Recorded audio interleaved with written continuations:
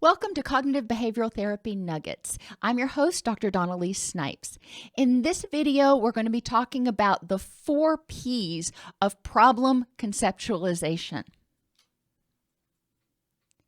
When you experience a problem, it is helpful to really step back and examine the problem with a larger lens, and these 4 P's can help you do that.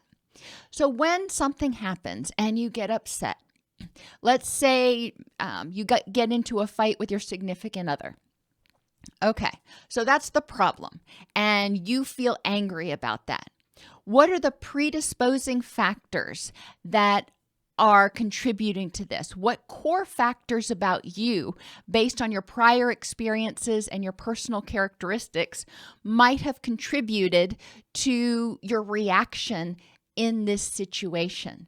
You know, some people may go through a similar situation and it's not a big deal for them, but you got angry. So what personal characteristics might be contributing to that? Maybe you have a high standard for yourself and for others, and you expect perfection out of everybody.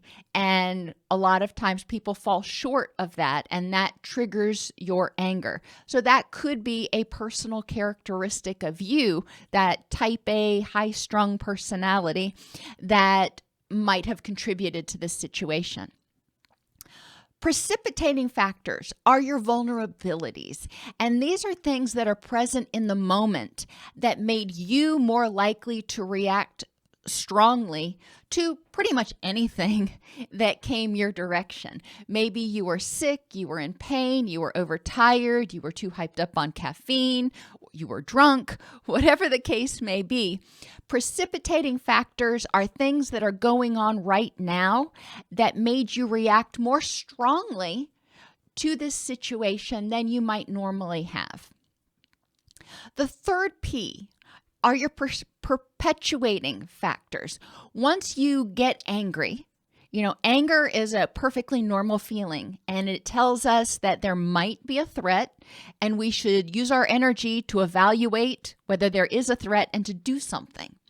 But once you have evaluated the threat, you've gotten safe, and you've done what you can to address the situation, if you're still holding on to that anger or fear or distress, then we want to look at what's reinforcing that. What things are telling you that it is worth your energy to hold on to this anger, and explore those and see if they're really useful. If I let go of my anger, then I'm going to be taken advantage of. Well, is that actually accurate? Another thing that can go along with the perpetuating factors are what I call skill or resource deficits. Sometimes, we'll use anger as the example here. People get angry and they may not have the skills and tools to de-escalate. They may not know how to calm themselves down.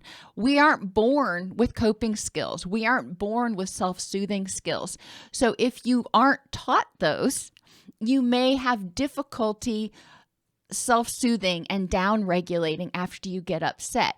And that's important to know. Those skills can be learned, but it's important to know that, hey, I need to learn them.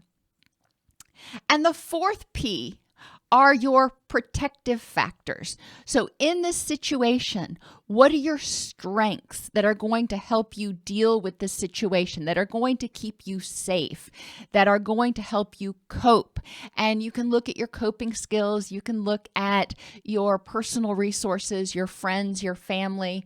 You can look at times when you've been through similar situations and have emerged successfully, and look at what you did then. So look at your personal strengths that are going to help you deal with the situation at hand.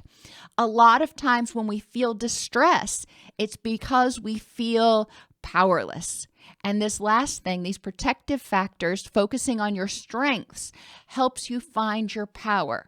So you're understanding how your personal characteristics, your predisposing factors, impact the way you initially react to a situation. You're exploring how things that are going on in the present moment may make you more vulnerable to an excessively strong reaction. You're going to continue to evaluate the perpetuating factors. Why are you continuing to feel angry or anxious or depressed? Is there something reinforcing that? Is there something telling you it's beneficial to hold on to this anger? If so, it's important to explore what that might be and how you might be able to address it.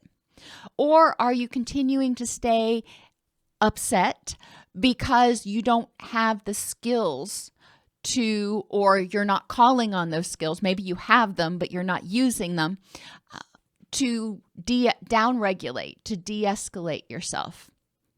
And finally, where's your power in this situation? What protective things do you have? What strengths do you have that will help you deal with this situation?